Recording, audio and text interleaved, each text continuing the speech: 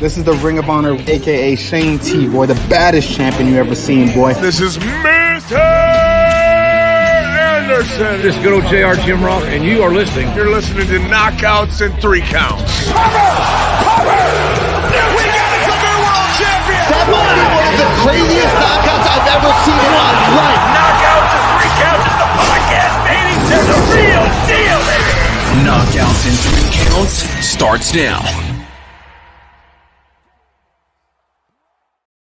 What up, no? It is another Tuesday. This is Knockouts and 3 Counts, and hot damn it, I didn't go postal in this bitch yet. And man, do we got a show for you come this Tuesday. Years in the making, we've got the debut of the homie Big Swole. How you doing? I'm doing good. I'm living life, man. How you doing? Shit, I'm breathing, and my stomach's not going nuts right now. So in my book, that's a win. J-Bone, how the hell are you on a Tuesday? Oh, man, it's Tuesday. Knockouts and 3 Counts. We're back, baby. I'm ready to go. We got an exciting week. We got an exciting next 2 weeks. Wrestling. Shit, I had an exciting weekend. Shout out to Lon and Wiz Khalifa and fucking High Rollers and all of those guys, which we're going to get to talking about High Rollers because I know you got questions, and I know that they're listening, and I know that there's a lot of people that are going to be listening because, man, we've got a lot to talk about. Like you said, This is a show that we've been talking about for a long time. Like, for those of you who have been rocking with the show for a long time, you know, Lindsay Snow, who we're going to see here in Detroit here on Saturday, I think it is, as her and past guests of the show, Mother Endless, are going to do their thing over here. We've been rocking with you since the Shine days, since we used to do our thing with Evolve. Shout out to Chris Bonjour, who used to hook it up, the homie out here, when you were still doing your thing with Ayla Fox and the Skulk. I know, right? And my girl Aja. Hey, yo. Look, if we've been down for a minute. Yeah, man. So tell me about it, man. Like I said, it's been a while since I've seen you. What's new in the world of Big Swole? What have you been up to? Man, I'm just getting my body right. Look, after like 2-3 years of treating it like crap, I've been trying to get it back on the straight and narrow. So that's what I do. The straight and narrow. Look, you know how finicky Crohn's is. One day you good, the next day you're trashed. So what's the diet looking like? You're saying you're trying to get everything together. Does that mean you just had to have like another diet overhaul, or like what are we talking? Yeah. I call it a lifestyle change now because I'm at home cooking everything. If I want sweets, I'm making it. Like if I want avocado, guacamole, I'm making it. Everything in my kitchen, I'm have to do basically myself. There's basically no more eating out for me, which I'm perfectly fine with because I've been eating a lot of vegetables, a lot of fruit. I'm making my own juice. Like I'm a modern day, like old-fashioned woman right now, like just in the kitchen.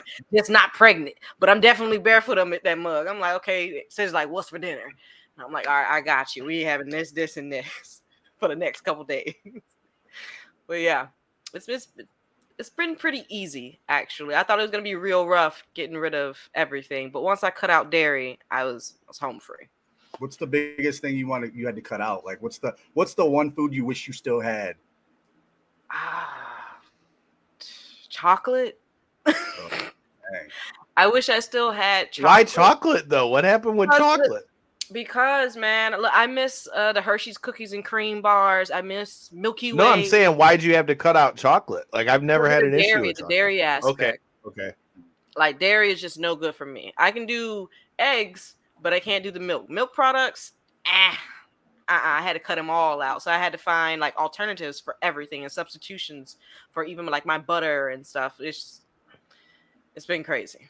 But luckily I live in a nice affluent area where, you can find everything for a price. See, now that's so interesting though. Cause like, so obviously I have issues with dairy too, but for me, it's like, ironically, eggs ends up being one that's like hit or miss. I either can eat them or I can't. And then obviously ice cream. I love ice cream, but ice cream don't love me. And sometimes I bite the bullet, but I bite the bullet knowing what's coming on the other end of that bullet. Man, you got to get the right kind of ice cream. Yeah. Okay, well, put me up on game then. Listen, what's the right kind of ice cream then? What the fuck? So if you like cookies and cream, yes. Talentini has a gelato. It's a dairy-free gelato now. It's called Double Cookie Crunch. That thing got it's like a Twix and an Oreo had a baby because it has a little bits in it. There we go. Now we're talking. I'm telling you. Look. Oh, and go to Target. Their brand favorite day. Their dairy-free ice cream is the one. I get their vanilla. I get. So their does it still caramel. taste good though? Because Yes, I feel like a lot of the dairy-free stuff, it's like it just doesn't taste the If same. I'm lying, I'm flying. I'm telling you right now. I don't play about food. I don't feel play about that. I food, respect right? that. I know. We were just talking about the chicken that you, me, and Faye Jackson were eating in LA. I'm still dreaming about that. Shout out to Ryan McKinnell. I definitely could use some more of that chicken in my life right about now. Yeah, I could use some of that LA weather in my life right about now. Well, see, I already got that LA weather. You know, that's no biggie over here in Florida. It's it's easy to have that. But shout out to Faye for telling us about that chicken place because it was a little walk. But once we got up in there, the chicken was about this long, like I like my meat. Pause. It was good and thick. Like it was some good stuff. Telling you, That but shit I was take a picture of muddy. It was That so shit good. was I had muddy. leftovers, and then I couldn't eat anymore because I was full. What up, though, Chris? Checking in from Massachusetts. We appreciate you, my guy. But I agree. I definitely need another Mania trip in my near future. But we luckily here are going to have a little bit to talk about when we get to the SummerSlam portion of things because that's only 2 weeks away. It's almost here in Detroit. Looking forward to seeing what's going to go down there. And we're going to talk about Flophouse Fuck, No Fucks Given, which is sponsored by your boys over here at Knockouts and 3 Counts and Darren McCarty. So, like I said, we've got a lot to talk about with that. Of today, they announced that they're sponsored by Crown Royal. That's big news. I saw that. Crown Royal is Flophouse Fuck. They are trying to throw a party out here. So, yeah, man. I told you need to come to Detroit. Listen, I need Crown Royal to put that salted caramel Crown Royal on the shelf all year long. There you go. Yes. See, now you got to come to Detroit. See? Now I got to come to Detroit, man. Now you got to come. Now you got to come to Detroit. I like the Crown. I told you last time I was in Detroit, I gained them 15 pounds. It was not good. What's up, kid? Look, that's just because you went to Sweetwater, man. You said you like good chicken. I mean, you supposed to tell me ahead of time. You knew I was trying to keep my abs. I was trying to look out, man. You said good food. I was trying to tell you about good food. See, you weren't trying to look out for me. You weren't trying to look out for me. You're here, bro. I'm trying to tell people about food. It's not my fault she came to Detroit and ate the food, and then I'm supposed to be to blame for it. See? Yes, you are the blame because you could have told me not to get. See, you didn't come kick it with me last time you was in Detroit, so how was I going to tell you? Wait, what did you have? Where did you go? I have to know. I had two. It was a food truck. It was a food truck gimmick. See, that was your first mistake. The food truck's like the hidden gem. It's not my fault. I was booked and I had to do this 3-way outside and like I don't know. See, Ken said he's got you. It's just I told her to come for SummerSlam, bro, but she ain't listening. Man, no. I'm not going to Detroit no more. We got Crown Royal for you. We just told you they're Flophouse Fuck. Come on. Look, don't try to make me out to be a liar on here. You got me rethinking things. Listen, you're not helping me. Oh, boy. I mean, then you could just say you're the special guest in Knockouts and 3 Counts. See, I got the shirt on and everything. Man, I don't know. It's probably gonna take a whole pan of banana pudding and a whole 2 apple pies, Dutch style, 1 Dutch and 1 with the lattice on it. Shit, yeah. That's what you hit moms up for. If I cooked it, you wouldn't want to eat it. You absolutely right. I don't think. See, I looked out. See, I'm just being honest. Man, I pay up on my bets. It just would have to come with somebody besides me. You know what I mean when I say when I won't. I mean, if I know. If I said I want the cooking, obviously you ain't finna cook it. See, I'm just telling you. See, you know, fuck. Man, at least look. Look, there's one thing I can promise my future wife. It's that I might not be able to be the one to cook it, but I'll make sure whatever we're eating, it's gonna be good. So at the end of the day, you're gonna be straight. Now, if she can cook, that makes it even better. That makes it even better bonus. You How can't you just go- have how a, you you gonna just do that can't and have you a don't know strict nothing about diet that of food? wing Plan stop. ahead of time. That's what you pick up some food for. She don't got to know that I put it on the plate or took that shit out the damn. Oh I'm my just god. kidding. I can cook some Nah, things on the grill. I ain't nah, Chef nah, nah. Boyardee, but He's I'll gonna make have sure we're all right. All right. He's gonna No, have her you on a just admitted. strict You just diet of admitted. Wingstop and Burger King. Right, See, there just you go. admitted Ken's lies. got me covered. See, Ken's got me covered. Nah, It's nah, nah. Shut up, Ken. He over here talking about he finna do a Mrs. Doubtfire. Gonna just take the food out the tray and put it on the plate. There you go. Like you Hey. seared this steak. hey, Don't do that now. You know damn right. well you don't know how to cook Look, asparagus. no, I will tell you this. I can cook the steak. I can cook burgers. I can cook some shit on the grill. Now, the sides part, I might have to lie a little bit. But look, it's a white lie. But speaking of food, you know, that's a good way to segue to some of the things that I've wanted to talk about for quite a while. So tell me about, let's talk a little bit about Crohn's first. When did you find out you had Crohn's? And tell me what that was like for you, because I will tell you afterwards about how I found out, but I didn't even find out till I was 13. I found out right before my 18th birthday. It was August 3rd, and my parents call it my second birthday because I literally flatlined in the back of my mom's car. Damn. Yeah, on the way to the hospital. Yeah, so I came back from the doctors, and nothing was blood was coming out of like my orifices, and my dad was like, "You need to go to the hospital." He's like, "Because all I see is death around you." So I get to the hospital. The nurses are trying to get an IV. They can't. My sister has to come clock in and then administer the IV after 7 tries with the other nurses. And they get me in a CAT scan and they're like, Mrs. Hull, you are gonna die in 30 minutes if we don't get you prepped for Why surgery. do they always why does everybody have one of these stories? I have one of those too, but please continue. Listen, if I had like $1 for every time like somebody was telling me, "Oh, you're about to die," man, I wouldn't be rich, but I'd be going ham at the Dollar Tree. Okay, I would have had $1 when I came into this world, so it was all right. But man, it was stressful. So I went and I had the surgery. They took out 1.5 feet of my intestines, and I woke up with all these tubes going. Like I had a tube going down my nose. I had a catheter going in, and then I found out I was allergic to latex. It was quite a night.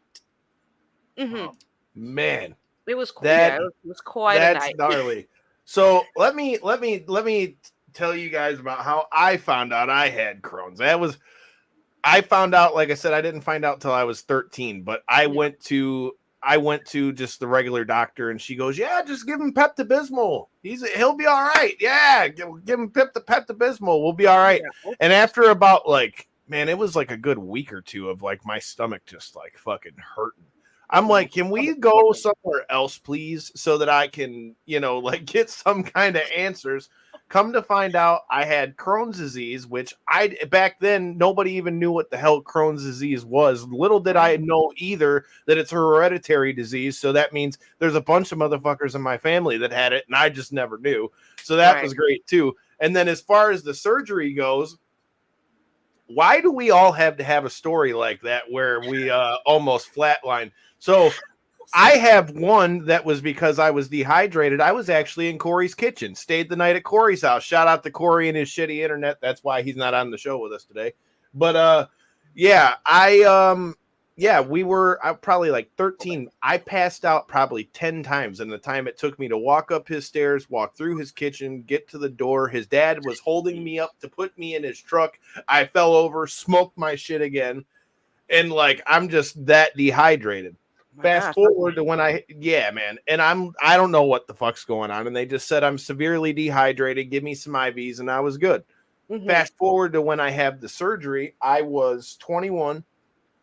I was training to get ready for a jiu-jitsu tournament. I was cutting weight. We had shut off all the fans in the joint, and I felt shitty. Like my stomach had been hurting for a while, and the fact that everything was hot, you know what I mean? Like that wasn't helping anything. And then I sat down. I'm like, damn, dude, I don't know what's going on, but it felt like I was getting stabbed from the inside out. It's like the only way I know how to really put it. It felt like I was getting stabbed from the inside out. But I kept training, and my coach, you know, I'm not going to give you the full word. Shout out to Big Don, but, you know, don't be a puss, get back on the mat. And so I kept training. Well, I went to the doctor, and then he goes, I need you to get a CT scan and do all this stuff, you know, whatever, and I'll let you know what's going on. Well, then I get a phone call after eating Mexican of all things, which probably wasn't a good choice on my part. But, you know, I get a call, you know, hey, did you ever go get that CT scan? I go, yeah. They go, well, I never got results back. They were like, well, you need to go to the doctor right now. Your appendix might explode. So then I went to the, I was flared up. He just said my appendix might explode because they thought it was appendicitis. Well, I get there. I'm literally in the ER for over 24 hours. And then 5 minutes after my parents leave, this dude comes up in my room with a Post-it note of what my stomach's supposed to look like. Mind you, they had told me they were going to put me on steroids.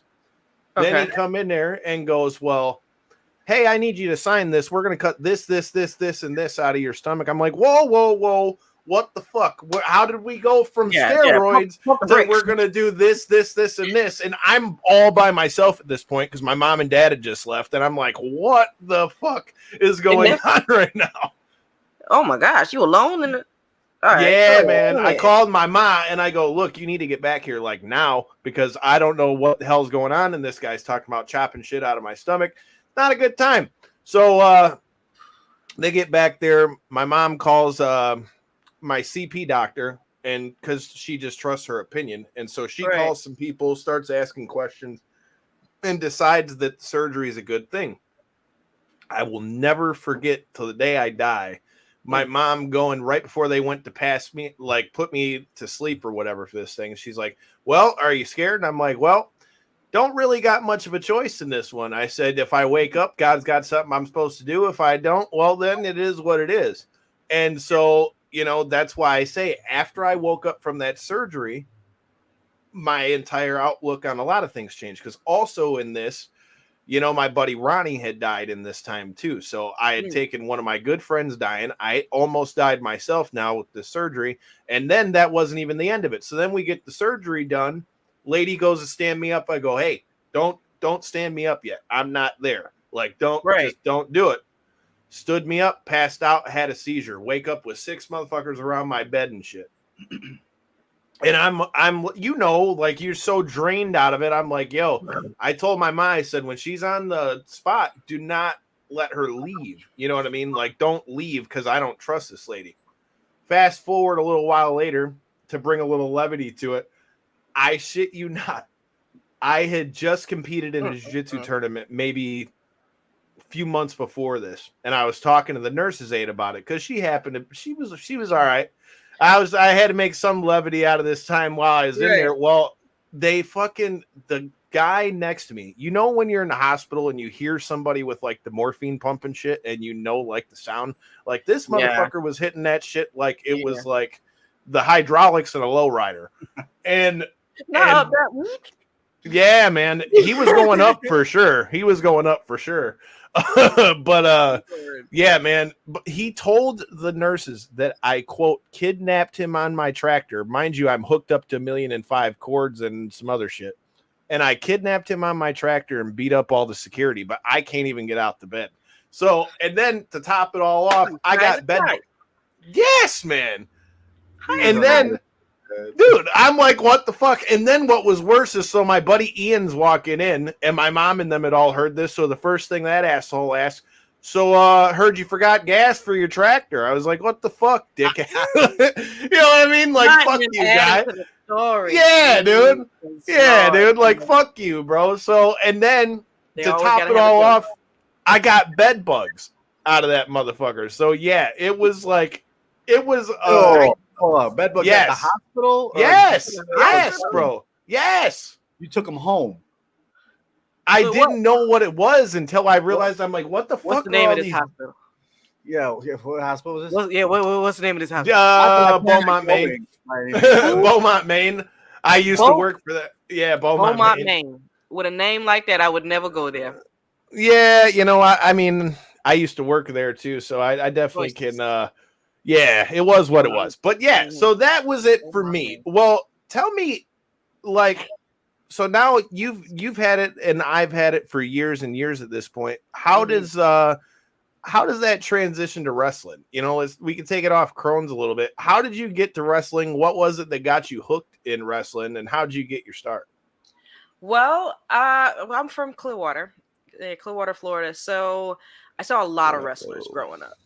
I mean, a lot. And one of my first, I guess, instances with a wrestler is I was in Walmart, and Luna Vachon like walked into the Walmart. She's in full, for rest in peace, Luna. She was in full get What up, Doe? And I walked up to her and I was like, oh my God, you're a wrestler? And she's like, yeah. And her husband was with her at the time. And I just talked her ear off for like 5-10 minutes. And she was just so gracious with her time and just with a young fan. And that just kind of stuck with me. Like I would see Macho Man, got rest his soul as well. And Hulk Hogan and stuff all throughout the city. So I was automatically immersed into wrestling. So I would watch all the pay-per-views. I would watch like everything, WCW, like ECW, like WWF, everything. And it was on my list of things to do when I was younger. I was like, the last thing I want to do is I want to be a wrestler. I had everything else on the list. So after I did everything and I started dating Cedric, I told him that I wanted to wrestle, and then I got pregnant. Funny how that happens. Right. Wrestle and shit. Funny how that happens. Wrap it up, kids. Wrap it up. as soon as AJ was out, I was like, no, I really want to do this. And I was still healthy at the time, and I was like, nope, I want to do this. And I started, and then after a year, I started to have ups and downs with Crohn's. But I was so determined to just get this career off. And I would train with him. I would train with George South, one of the best trainers out there. Right. I would Jake Manning. I would train with Jake Manning, Caleb Conley. And they would just kind of mold me into the person, you know, that I was and the wrestler that I was. So going off of their style is kind of just what I took, and I just ran with it from there. So that's kind of like sort of how it started. You know, shout out to High Spots.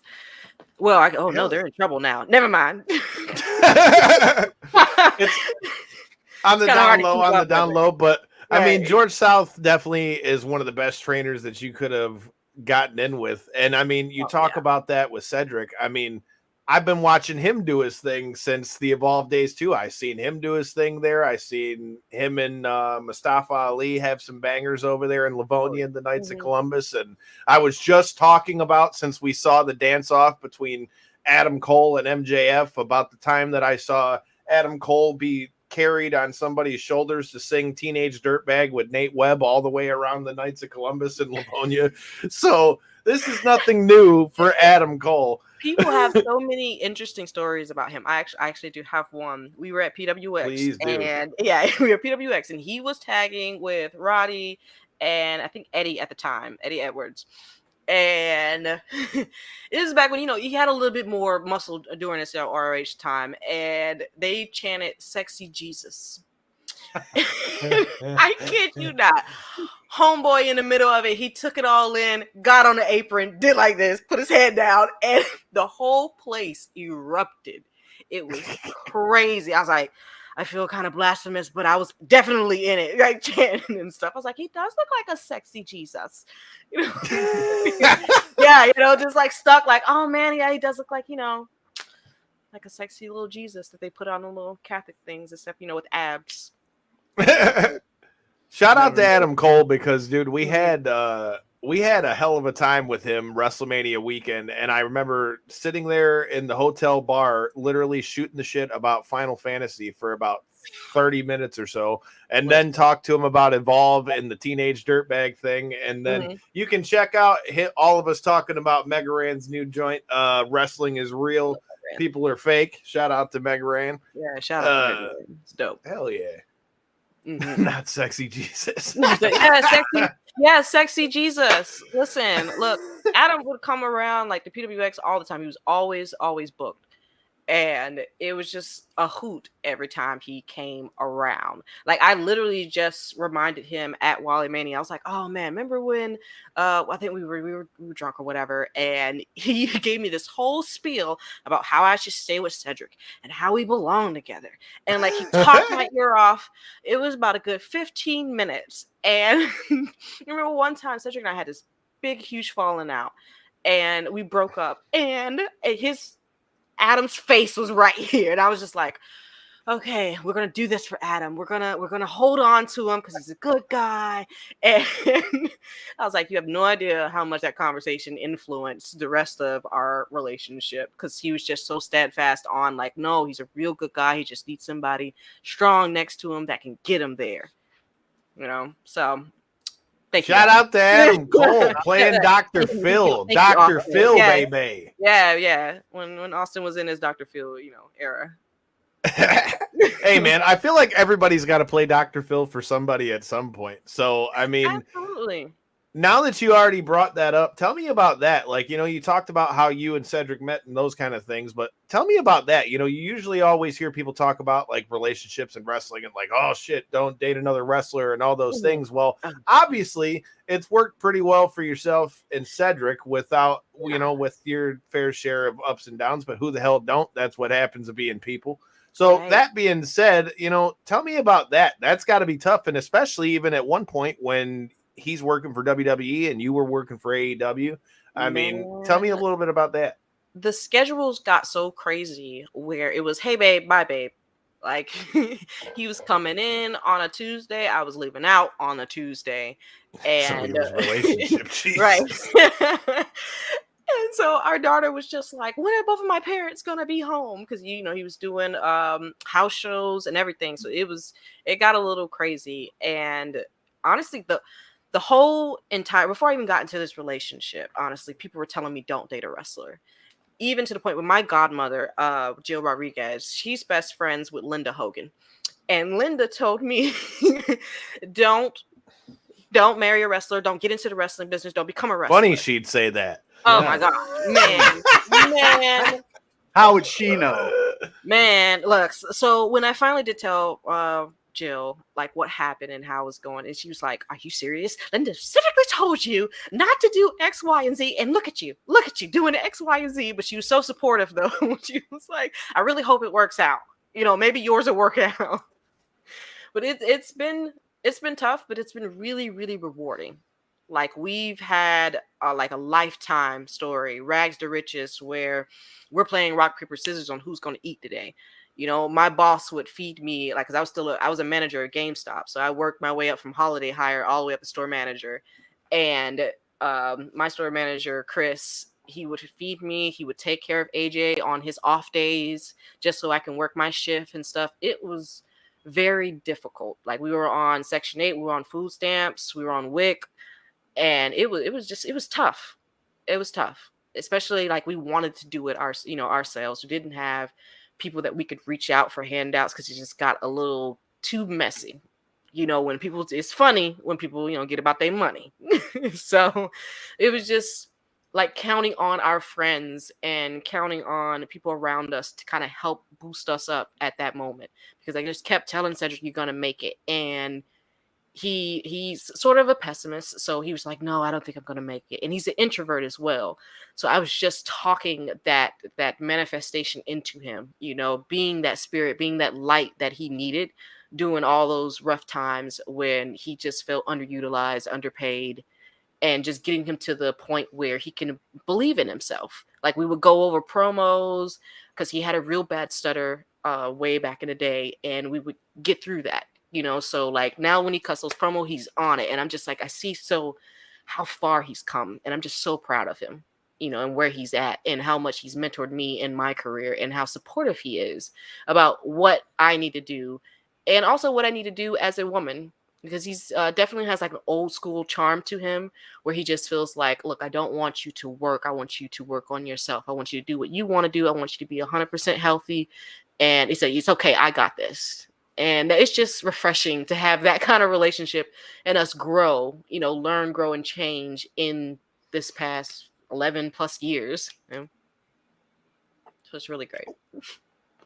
Y'all, you can tell how good of friends you guys are too, because like hanging out with you.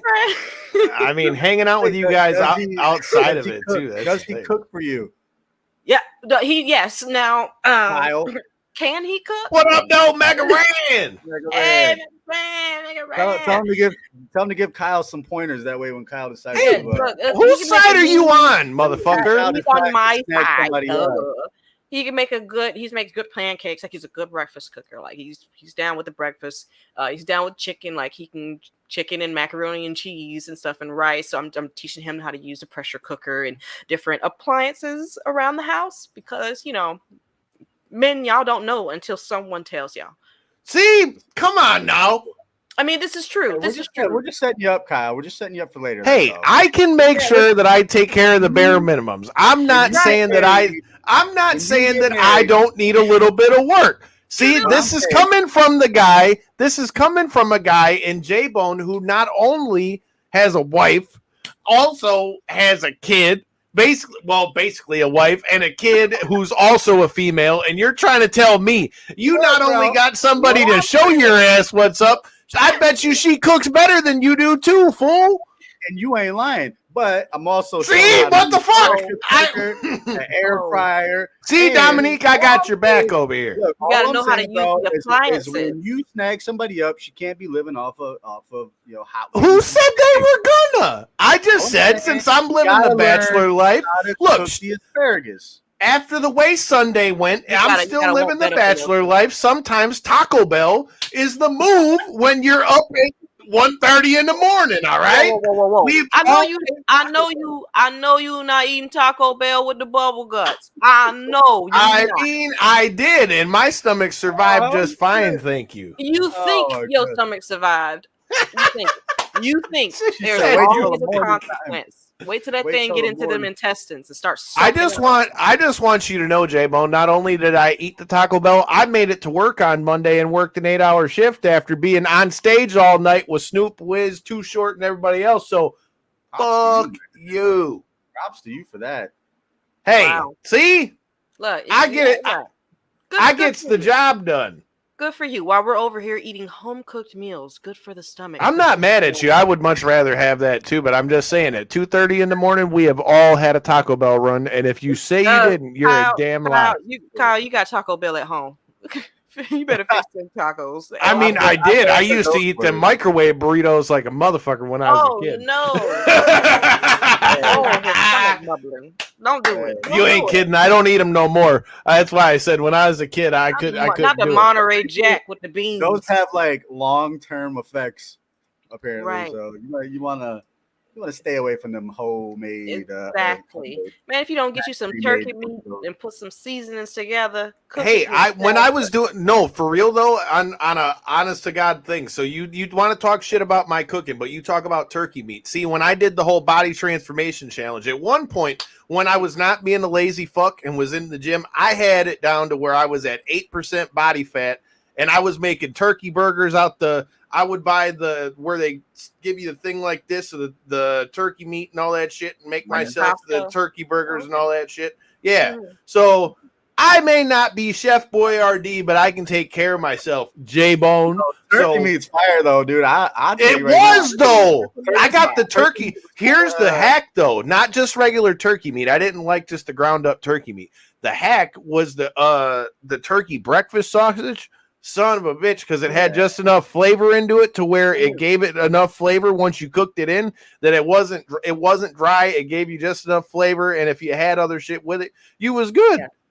Yes, I usually like to spice mine up so it tastes like a chorizo, and then make some eggs and put a little salsa on top. My lord, hungry now. Breakfast of champions. Oh, we got questions in here. Who's the better cook out of you and Cedric? Clearly, he's not talking about me.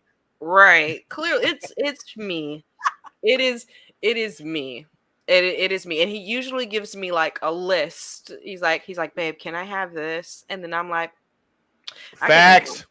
I can make that happen. Like I literally just cooked him a cheesecake for his last like hoorah before he's starting to like lean out more. So I'm like, look, and it was from scratch too. Now, so I did my damn thing. Shit. Yeah, I had a slice for myself, which I regretted later on, but I had to taste my own, my own product because I made like the little strawberry glaze and everything myself as well. So I'm definitely the better. Man, shit. Listen, I there's would have been one all thing- over that too, even if I'd have been in the bathroom. There's one thing about me, I know how to cook, but I also know how to burn, and that is a difference. Southern Man. cooking, not a burn. See, look at that. See, I'm just saying, at some point I need cheesecake is my favorite. My mom is always big on the cheesecake, and she calls it Kyle's dessert, but it's got like strawberries and whipped cream and angel food cake. I mean, she made that because I can't really do the ice cream thing. But that being said, apple pie is still it's a must. I love me some fucking apple pie. Listen, I can smash some apple pie.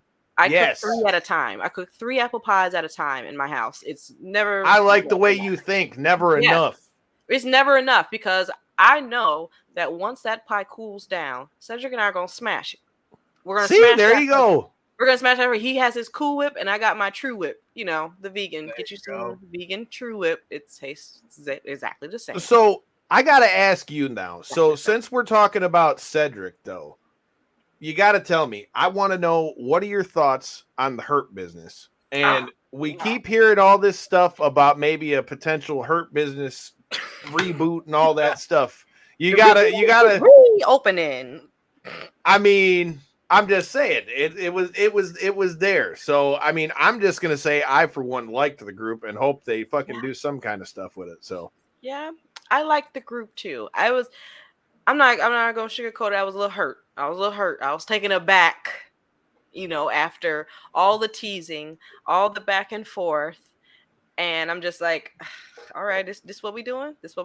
So you're right, Rand. Yeah, yes, you are exactly right. It was a never-ending tease. You're like, this is finally happened. But when Vincent did his little coup, it was over for that. I knew it. As soon as he stepped, no chance. That's what the Hurt Business got.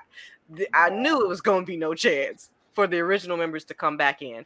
So I've been telling Cedric, like, look, this is a good time to revamp yourself however you want to do, get to talk to your writers, tell them what's up, tell them what you want to do, and kind of move forward. Don't be in a sunken place. Like, because look, sometimes God will take you out of what you had to bring you forth with what you're going to have. So something better.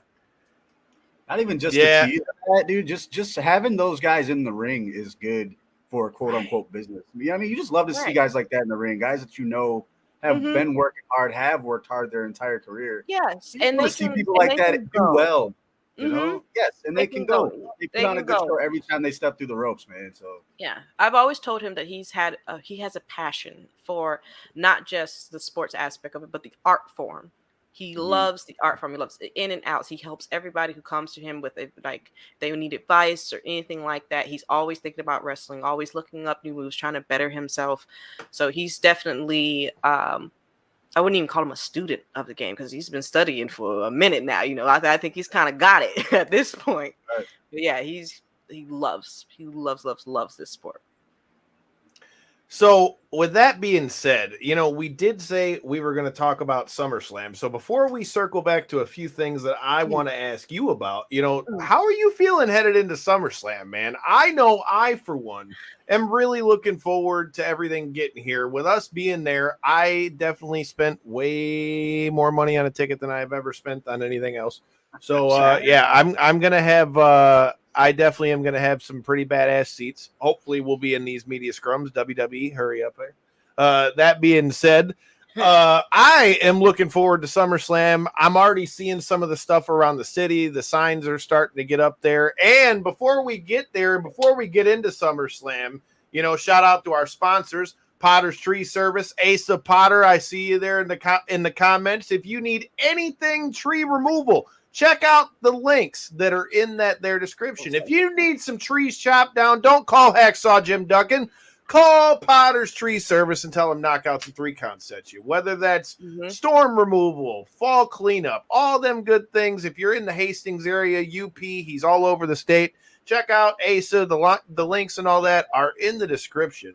But speaking of sponsoring, if you're coming into Detroit for SummerSlam, can I recommend Flophouse is Fuck? No fucks given. It's going down Friday, August 4th. We are the sponsors. You got Matt Tremont coming in here for a death match. You got Danny DeMonto. You got Hoodfoot, who we just had on here a few days ago.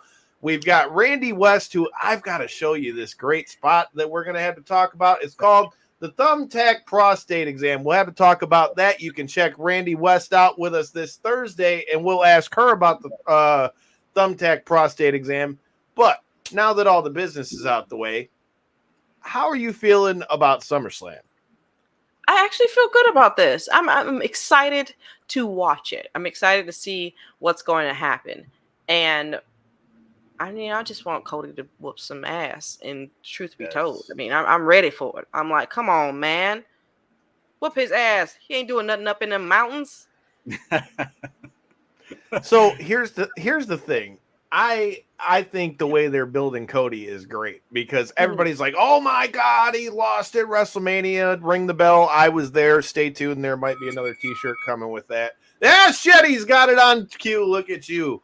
That being said, I think the way they built him has been great because I said from jump, even though all of us wrestling nerds were watching everything Cody was doing from Ring of Honor to Impact and G1 Supercard and all those things before All In came in and all that kind of stuff.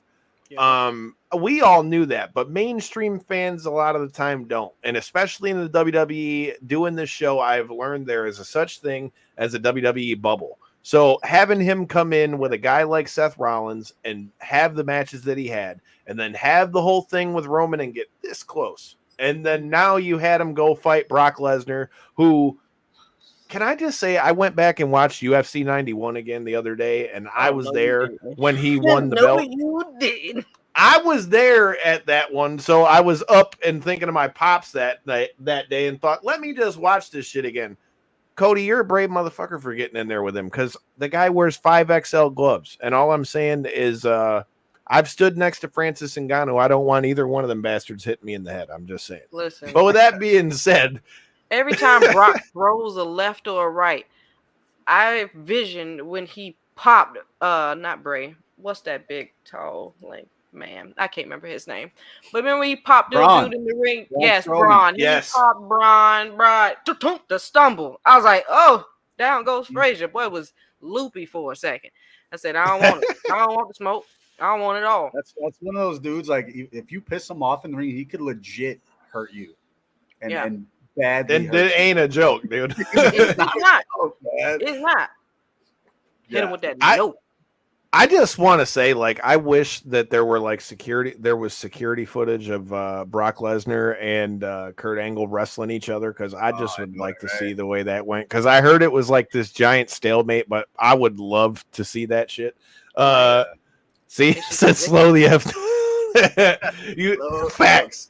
Yeah. Facts. I think that match might be one that steals the show, and I'm still not convinced that it's not all going to circle back down to Roman because even though I think this story is so great, I don't see Jay being the one to take the belt off him. But I think Cody getting a win over Brock and being able to win this trilogy. Now he's won the trilogy with Seth. He's had the trilogy with Brock. However that works, you got the Royal Rumble coming and it can all circle back around at WrestleMania in Philly. I feel like hopefully he ends the story and gets it. But then again, I wouldn't be shocked if he ends up going the world heavyweight title route. But I think Cody's got to get the dub on this one. Yes, absolutely. There's no ifs, ands, or buts about it. Look, Cody need to win this one. Look, do it for Liberty. Do it for Liberty. I love Liberty it. Bibbity. I can't wait to see that documentary that everybody's been talking about. Shout out to past guests of the show, Dave LaGreca on the bomb interview and all that stuff. I'm definitely looking forward to checking that one out. But, we talked about Roman and Jay. What are your thoughts on this whole bloodline thing? I love it. I absolutely love it. It's been real good primetime TV. Now, I feel like if they would allow other people to flesh out their stories, how they see fit to, their personality, their persona, it'd be can't miss on that. It's been the best movie in wrestling, bro. I'm excited because Jay's been acting. Okay, that brother is an actor. All right, he's been pulling at the heartstrings. I'm like, he's been crying on TV, he's been feeling it, been wiping his tears like a 3-year-old that just got his ass whooped. It's been great. It's been absolutely great. So I'm excited to see this. He ain't gonna win. I don't think he's gonna win, but he's a winner in our hearts. Well, you're not wrong. Back to that whole we talk about all the time, the going over versus getting over aspect of wrestling, right? Like this is going to make him, regardless, he's going to come out wherever he's embedded. Everybody, both the Usos, Solo especially, even Paul Heyman, everybody is coming out of on the other side better than they were going into the story. Yes. You know what I mean? I still think Solo might be the one to say fuck you to Roman.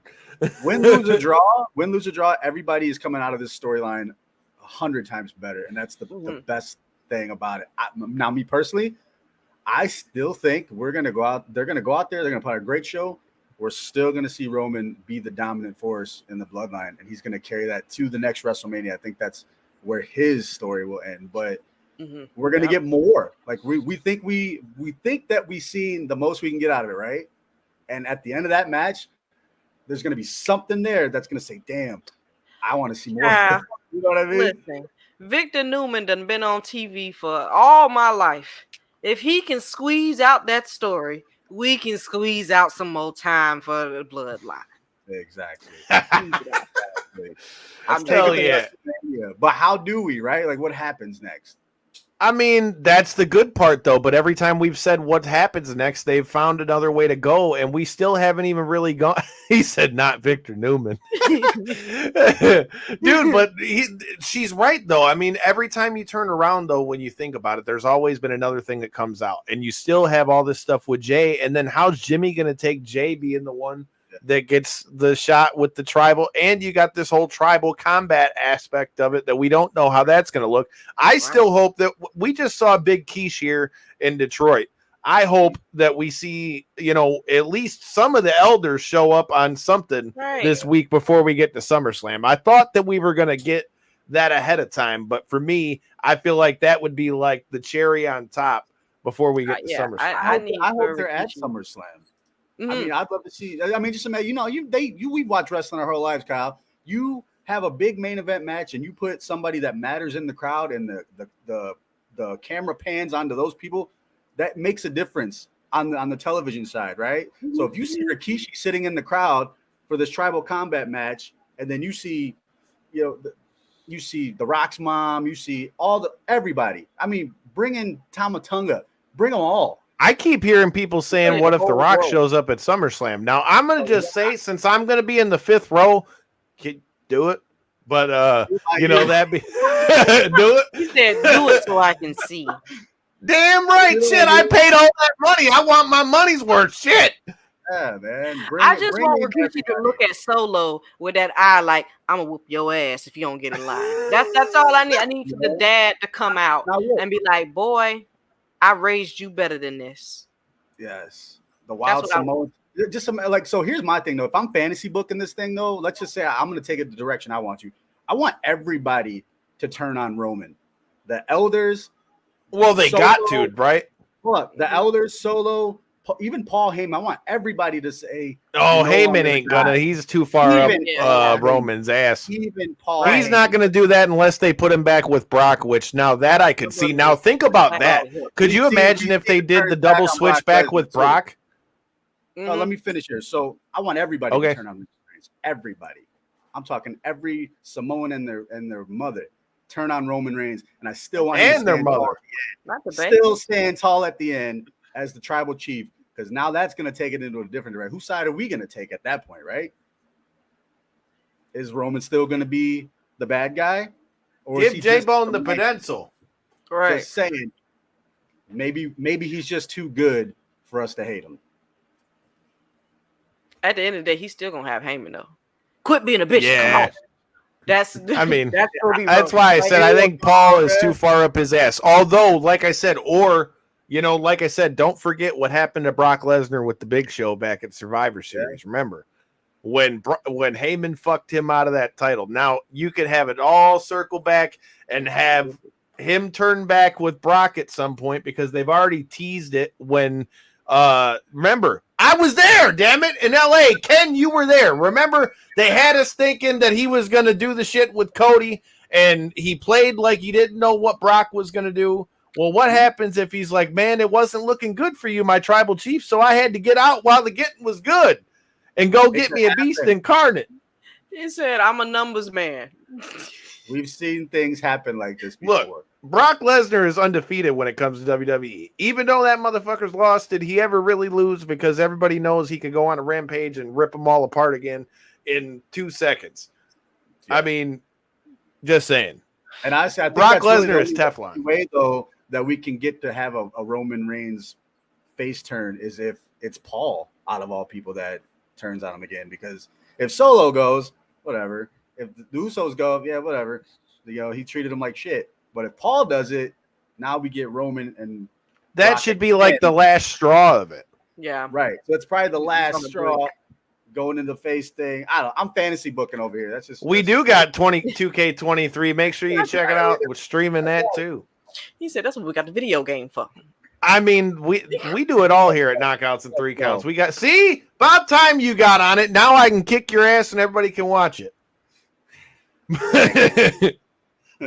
Hey, anytime you think you're ready, sweetheart. Well, with that being said, the other storyline that we got to talk about headed into SummerSlam, how are you feeling about this Judgment Day thing? Because I feel like between you believe. All right. See? I love that song. I actually like the Judgment Day. I mean, because I'm a big Rhea fan. I'm a huge facts. Fan. She is one of the nicest people I've ever met. Yeah. I can't say it, but sorry. Absolutely. Well, yeah. Nice to everybody else. Demi is nice. There. Rhea maybe not. Demi Rhea. Not so Dirty much, Dom is the shit. He is though. Dirty Dom got that heat, that unimaginable heat. It's so great. And I thought it was piped in until I heard it. I hope it goes on forever and ever. He's one of those guys you love to hate, like you'd love to hate him. What do you think about him winning the NXT North American strap? Trash. I'm biased though. Because look, I love Wes. Like that's my dude. That's my brother. Like we here. Like look, I'm ready for him to be main roster. I'm like, what are we doing? What are we doing here? Like, we already hate Dirty Dom. You ain't need to do all this. They don't need to make me hate him more. Right, exactly. I'm just waiting on the payoff now. I'm like, hoping Nick slip off and slip on a banana peel. With ugly ass. Look like you got it in there. Justice for Wesley. Justice for Wesley. That's what I'm talking about. I'm with it, man. That entrance that they had at WrestleMania for Ray and Dom with the video and all that shit, except for the guy that got fired because he left Auschwitz in there. Other than that, that was like the by far the best, my favorite entrance of this past year's WrestleMania. Yeah, that was a good one. He looked that just was like sick. His daddy. I mean, it's hard not to. He can say he don't, but we all know what it is. Plus, with Seth and Finn, and then you got Priest with the Money in the Bank. That shit is money. Right. I'm ready for him to cash it in. Yeah. Go on, cash it in. I hope he cashes in at SummerSlam. Shit. Let's do it. J-Bone wants it all. We want all the money's worth here in Detroit. Damn it. Let's shake. Leave Finn in the dust. And Damian Priest is up.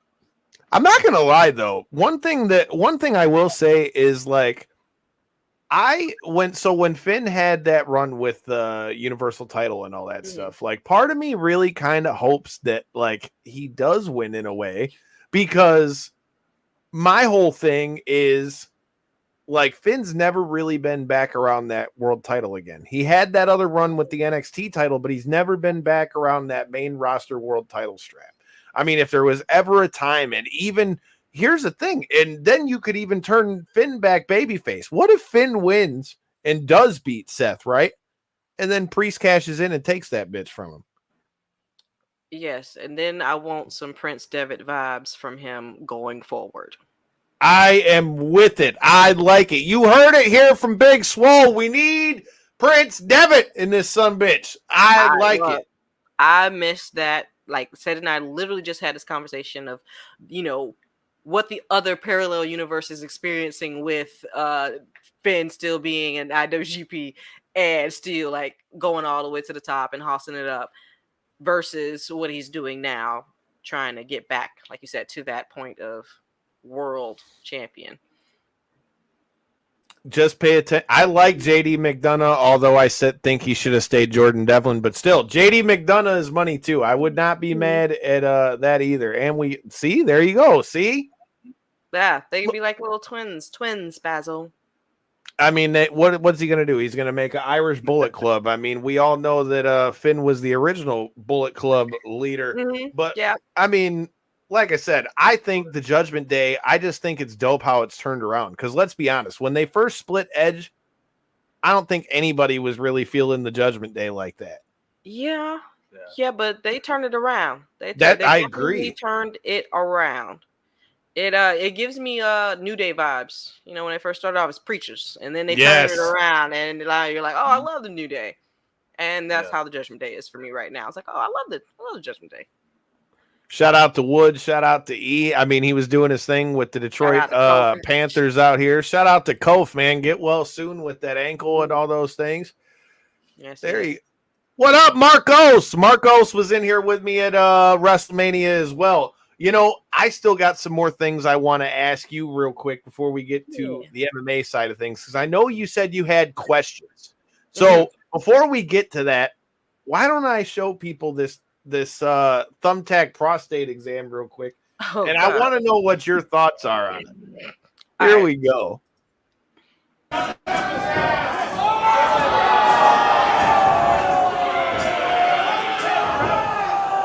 Oh, hang on. Let me start it from the there you go. Why? So, hey, man, you got to get the job done, okay? You got to get the job done. I'm not letting that shit happen. But what happens in Chicago, I can't help shit.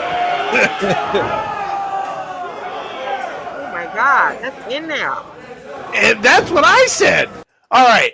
Now, I, for one, was like, what the hell is going on? Why is there a thumbtack cactus in the ring? We're going to have to ask Randy West about this. She's fighting fucking Hoodfoot at ICW No Holds Barred inside the chains here in Detroit. She's fucking crazy. I mean, there's a reason why she's kept that rust belt so long. Shout out to our homies at RPW. But what are your thoughts on the thumbtack prostate exam? It's his booty hole, all right. That brother has 250 million less of sperm in his testicles right now. They leaking out the side. Okay, that's insane. Yeah, that's kind of what I thought. Anybody volunteer for that kind of like? I don't think he volunteered, but that's no. He got voluntold. There's a thing in the military. You get voluntold. He got voluntold for a Catholic. Just a slice, a little nick, and he can't be no daddy. He can't be nobody daddy. He risked all that. Give that man some extra ventilation. I thought that was my God. That was pay negotiation with a promoter. Right. No. I hope he got extra for doing that. And a per diem. Yeah, I hope he got something. Chris from Ruthless Pro, can you please confirm, or I'll have to try to maybe talk to D-Mac and see if he knows anything at Flophouse. But, man, all I know is Hoodfoot. If she pulls out the thumbtack cactus, bro, you need to kick that shit as far as you can into the crowd. It needs to be like Snitsky and that baby. It might hurt a little bit, but it needs to be like Snitsky and that baby, because otherwise it's not going to end up well, fam. They making all these types of new vibrators. I'm gonna stay in the old school lane and just go to Adam and Eve, because what they got out there in these streets today, I don't want it. One time somebody Oh. got one of those shipped through the post office, and I was throwing packages, and I somehow it was kind of hard to not notice that that's what that was, because I'm like, damn, what the hell is that vibrating? And it just went on and on and on. And then I went, that ain't what I think it is. And then my friend Charlotta come through, and she's like, yeah, that's what you thought it was. So motherfuckers are getting them shipped through the mail every day, B. Hey, listen, if it fits in a box, I'm going to ship it. If it fits, it ships. That's the slogan, apparently. It ships. They said this box is a flat rate, and they're going to get it. It's crazy. Like these terms are used for so many other things right now. But a cactus vibrator, that's crazy. Shit, listen to Marcos. I hope he at least got a kosher glizzy and some. Oh. Look, and a Mountain Dew. Brother, can you imagine going to the hospital with that? Like, oh, what happened, sir? Well, I had thumbtacks in my asshole. Look, okay, you've been a participant in hardcore matches yourself, and it's as good a way as any to turn it back to you and what you were doing with some of that stuff. Tell me, now that you're a little bit of ways back, man, what are your thoughts on that whole thing with Britt Baker? Which one with Britt Baker? The dentist thing. The tooth and nail gimmick? Oh, yeah. Man. I have to ask you that because I've always listen. Y'all don't know what I had to go through that day. Tell me why. We got all the way to the end, and I looked at Kenny and I said, Kenny, we ain't have no pins, no nothing. Because mind you, she wasn't technically cleared to do anything. So we had to around the way, kind of gimmick it. And he's like, oh, you're right. So we had to stop filming for a whole hour while him and I talked to the side, and just him and I, because we were the ones concerned about the match. And like, hey, we need to at least do something. And then that's when she gave me the little suplex on the floor. I was like, look, let me take a suplex on the floor. Something needs to be done. It was so many restrictions. Like, I couldn't talk bad about her diploma. I couldn't talk bad about her dentistry work. Like, it was such a mess. It was such a mess. I was just like, I was ready to get it over with. Dang, I was tired. I was waiting for this blow off match for a long time. We had all these things we were going to do. We're going to do a blood and guts match before she had got hurt. All these things leading up to what we were supposed to do. And then that was the finish. And I was like, oh man, so it's like the film Buried with what's his name, Ryan Reynolds. It's a snuff film at the end. You're so excited to figure he gonna get out. Is he gonna get out? No, brother's buried alive. It's over. Yeah. That's exactly. I mean, go ahead. Her and I, we just saying it is what it is, and then we kind of just moved on from there. And she had her trajectory, and I had mine. Well, I always had to ask. I always figured if we talked, I had to ask about that because I was definitely, I didn't know what the hell happened with that. With that said, I mean, what's next for you with wrestling? You had your run with AEW. Obviously, you said you've been dealing with your health stuff. Mm-hmm. Mm-hmm. And I know you're doing your stuff with jiu-jitsu, which we're going to talk about in a minute. But what's next for you in wrestling? What I want to know what's next in the world of Big Swole. You would want to know. I mean, why the hell wouldn't I? I thought that's the whole point. Ain't I supposed to ask you the good questions? This is true. Honestly, I don't even know. I'm just following the creator at this point.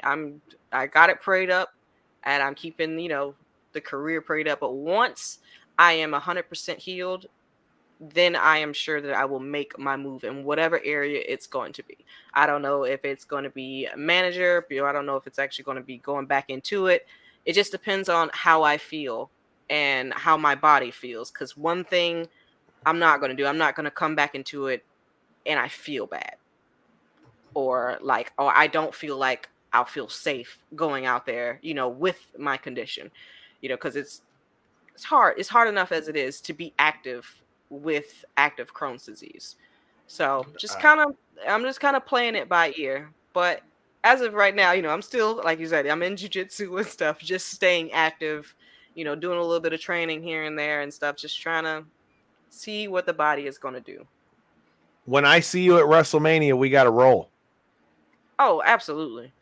And absolutely. Now that and Cedric, if you hear this, I'm calling you out too. I'm going to take some lessons from Drew All Day Murray. He's so fast in the ring, man. Like that was one of the things that I had to learn was how to slow down, because when you train with him, it's a whole nother level. And if you're not going as fast as he's going and have a clear understanding of if he grabs you, boom, grabs you in a headlock, tackle, drop down, leapfrog, drop down, leapfrog, stop, get it again. You know, like if you don't get it automatically, he's gonna run you over.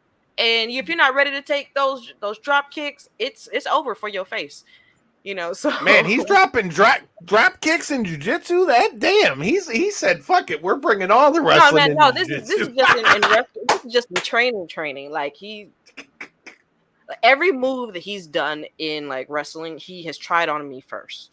I have been that guinea pig of a person. You got to be the tackling dummy. Let me do the heel lock on you real quick. Oh, let me do the lumbar check on you real quick. Let me do the Minchie Let me do a lumbar check on you. Right. He's like, all right, we were doing an impromptu match, and he called the Minchie on the fly, and I was like, oh, damn. I just knew that it was just gonna hurt because ain't no pulling back. He's like, I don't care if you're female or not, you're getting this work. He said, "You're getting this work." Yeah, he's like, I'm not gonna go easy on you. I don't care. You know, I don't care if you're 150 pounds or 250 pounds. It's gonna feel the same. Yes. Look, lumbar checking me, man. I bounced. It was high. Hey, that shit does still look sweet.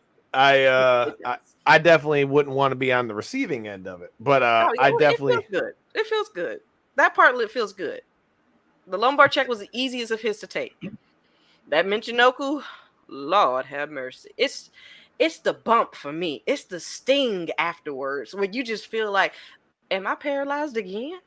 This is crazy. Am I paralyzed again? Like, you know, when you shifty-eyed, and I was looking around like, okay, I can go to the next spot, but Lord have mercy. Yeah, he had to rub me down that night. I mean, I'm sure he wasn't complaining. I mean, there's worse things in the world, man, but not when you're the one going to be getting your ass kicked for it. Right. I mean, I'm just saying. But with that being said, we talked about jiu-jitsu. How the hell did you guys get into jiu-jitsu? How do you like it? And feel free to ask your questions about high rollers, and I will fill the listeners in for anybody who missed that. Literally right next to our house, so we could get on our scooters and like just moped over there, and it's literally that close. It's a jiu-jitsu, it's a smoke shop, and it's a dispensary right next to each other. Boop boop boop, right on the main. Funny how that works, jiu-jitsu and weed. Yeah, great combination. Right off the main road. So he started first, and then I started to join because I knew they had a jiu-jitsu class, and then I think he's taking the MMA class. I started the Muay Thai and the actual wrestling class, so that's like a 6 a.m. class. And then our daughter, she takes the MMA class and jiu-jitsu class 3 times a week. So yeah, it's a whole family ordeal now. And the girls that are there, they like it when I come in because even though like I'm smaller than some of them, I just have like this level of strength that they're just not used to. And in wrestling, you're not necessarily allowed to put forth all of your strength because you could possibly hurt somebody. But when I'm in jiu-jitsu class, it's a whole nother animal. It's a whole nother thing. And you got to learn when to use it, because that's the thing. Yeah. When you first start, you're trying to use your strength all the time, and that actually wears you out way quicker. I mean, that being said, now you talk about using your own strength. I can't talk because the first tournament I was ever in, and I still don't feel bad about it. So if this guy happens to hear it, you had it coming. My man's had a gi that smelled like asshole, first of all. Second of all, I got my first staph infection thanks to that, and he had me in a triangle choke, and I was flat on my stomach. I stood all the way up with this man on my shoulders from my stomach, picked him up, and power bombed him in the jiu-jitsu tournament, and his head bounced off the mat. They go, "You do that again, you're disqualified." I was like, "Well, my bad. I didn't know. I was only a white belt at the time, but man, I about knocked my man's out cold." Should have told him to tuck your chin. Tuck your chin, bro. Should have told him to wash his gi, then I wouldn't have got staph. Look, you can't go nowhere smelling rank. And that goes for concerts. That goes for. It was bad enough. It almost made me throw up before we went to compete. Wrestling events. Get some degree. Raise your hand if you're sure. I know. Look. People are probably a little bit younger to realize that or recognize that old school advertisement. But baby, honey, put something underneath it. Get some limes or something. Hell yeah, man. It cannot be rank. Yeah, be out here stanking. We definitely are gonna have to get down on some jiu-jitsu the next time we're all around each other. Probably in Philly, we'll have to get down on something. You know, you're gonna have to talk me into going to Philly because I don't think that my warm body wants to be in cold Philly in April. It's gonna be cold. Don't be cooking eggs over there. Open stadium in April. Exactly. It's breezy. Nobody said it ain't gonna be cold, but you know you're looking to have some fun. Shut the fuck up. We all know you're trying to come out and party. You can play it off to somebody who don't know. I don't know. I don't do well. See, he told you Philly's about to be a move. I don't do well in the cold. I just don't. I'm from Florida. You'll survive. I don't think so. Ain't enough boots in the world. I'm gonna need a whole park. Although I gotta say, it scares me a little bit though, because after New York and sitting there in a suit after we all got rained on and shit at WrestleMania 35, Philly, that part does worry. See, there you go. See, bring your ass. Come on, man. See, they're already calling for it. But I mean, I'm just saying, Wale Mania was the move. It keeps me coming every single year. For some reason, I got to go because it's just a little fun time. Get a little drink, get a little smoke, just chill with the people. All I'm saying is I'm gonna need y'all to put me up on stage with you guys next year. I'm coming. I don't even go on stage. The last time I went on stage when I was at the last time I went on stage was New York, and then when they was doing the stage stuff every other time. So somehow I missed it. I don't know where I was the last time. Maybe I was outside doing grown shit, but I missed it every single time now. I'm like, oh man, we missed you, Swole, on stage. I'm sorry. I was out here drinking, twerking, doing a little something strange. You can't count on me. I need a beeper or something. You need to beep me, call me, beep me when you want to reach me. You want me on that stage, you need to let me know ahead of time what time we going up there. Because I can't be doing this back and forth and back and forth. I'm just saying, you already know what time it is. We got to get down in Philly. And shout out to High Rollers because we got to get you all to a High Rollers event. Shout out to Lon. I know you said you had questions because, man, last weekend was fucking gnarly. Shout out to Bulletproof Troop flying in from Florida to come kick it out here. Wiz, Snoop, Too Short, and Warren G definitely did the damn thing. Where are these events located? All over the place. So a lot of times they're in Vegas. They've been in Florida. They did them here in Detroit. Shout out to Lon. Shout out to Wiz and them. They're going to be coming back here. So here's how they get down. So it's jiu-jitsu, but it's jiu-jitsu in a cage. So you're doing it inside a cage. When they did it here, you got all the different weed vendors and free pre-rolls and all that stuff. I thought it was a little smoky in the pictures. It might have been. And then Trick performed when they were here in Detroit because he had a big hand in that one. And then, like I said, speaking of Bulletproof Troop, Rob Van Dam be walking him out to the cage. So, if he's walking out with Van Dam, he's high, which if you guys didn't get to check it out yet, go back and check out that interview with Rob Van Dam. And if you're new here, make sure you hit that subscribe button so you don't miss any of this good stuff. Listen, I smoked one time with Rob Van Dam. Lord have mercy. Oh my! She said one time and it put me in a coma. But yeah, man, they get down over there. They have a lot of Aljamain Sterling, a lot of people from the UFC, Merab Dvalishvili. There was a lot. Shout out to Jason Fisher from here in Detroit that won and then went to represent heavyweight heads. Like I said, I know they're coming back here to Michigan. I've thrown out the idea we need to do Michigan versus Ohio. Get this Michigan versus Ohio State rivalry going in this mug. Lon, give me a call real quick. But yeah, man, it's a good time. Like I said, hip hop, a bunch of weed, jiu-jitsu, people getting choked out, people getting armbarred, people getting their legs snapped. That sounds like the move. That sounds like the move. Honestly, I need to go. I need to go. I mean, I'm with it. That's why I said they need to come back here to Detroit. And if I'm matchmaking, I need y'all that should be the one. You guys got to come check that one out. But like I said, that's definitely a good time. Y'all gotta get up. See, Ken, I tried to tell you to go last time, bro. We gotta get down on this. The last one we did it at the Russell Industrial. Hold on. You try to get Ken to go somewhere and he ain't pull up.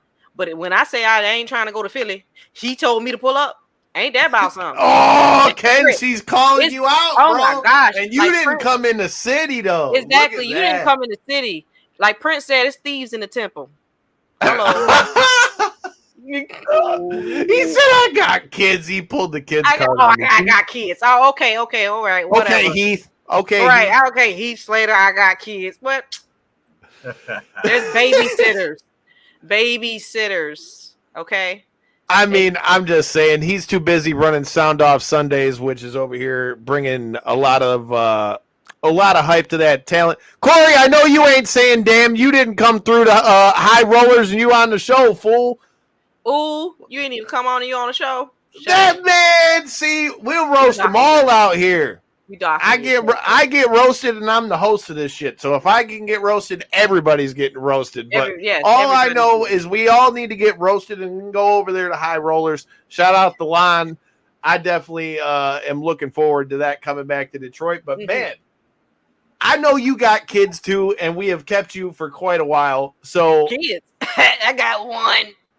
Hey man, I'm just saying, kids. Like I say. Well, I got responsibilities, all right. 2 dogs, and I got see. That's just as good shit. I got a she's mad at me because I'm drinking out of her favorite cup right now. So, hey, her favorite cup. Whoa! Shout out to Kathy and Twisted Tumblers. Oh yeah, Bianca Belair's the favorite out here. Yeah, well, you know she on her own. I mean, I just saw her out here with the gloat, Clarissa Shields, who we just saw. Get another dub over here in the city, which you can check out that press conference with her and Hannah Gabriel's over there. She's so raw. Dude, she came out to Cash Doll here in the city, had her player out to the ring, and then had the green and gold joint on. Yeah, she was killing it. We got to interview Clarissa once before. Like I said, that invite is still there to the GWOAT, especially one of Detroit's own. But Swole, I'm glad we got to do this. It can't be 5 years before we do the next one. I know, right? It's been too long. Look, my schedule is a little freer now, you know? I can breathe. Hell yeah. Well, I feel like everybody enjoyed your breakdowns with us on the wrestling stuff. Maybe we'll have to get you back after SummerSlam and get your thoughts on what that is. Or hell, maybe come WrestleMania time, you come on and do your preview stuff. And then when we link up, all the more reason why you got to hit that subscribe button because, we do those vlogs. I feel like we definitely got to do this again soon. Yes. Damn, already. Swole is a top 1 through 3 guest already. Damn. Hey, man. It's always going to be good times and high times when Swole's around. So, hey, man. I like it. Like I said, it was good times. We definitely got to do this again. If you got anything else you want to throw out or anybody to know or social medias or any of that good stuff, the floor is yours. Yeah, you can find me on TikTok and on Twitter at Swole World, Instagram, Big Swole. Make sure you guys check out the Swole. Nope, it's on this Swole World merch. This is my daughter's merch, so check it out. She has her little stuff. Swole World. She designed it. So, we're trying to do generational wealth out here. And hell yeah. We got our own McDonald's money now. So please, give to her. Because she is needy. And she got a big appetite. And she trying to run the world one day. So, put the money with the babies. I like it. Get you a Knockouts and 3 Count shirt. Especially if you're coming to Flophouse as fuck. Like I said, August 4th, if you're coming into Detroit, I know all of you guys are coming. Rick Steiner ain't. But in the meantime, like I said, you need to be over there, Flophouse as fuck. SummerSlam, if you're in the building, make sure you're watching. If you're at Avenged Sevenfold tomorrow, Corey's actually bringing his ass. So if you're at Pine Knob, make sure you check it out. Until next time and in the in-between time, shout out to Potter's Tree Service. Fuck your couch.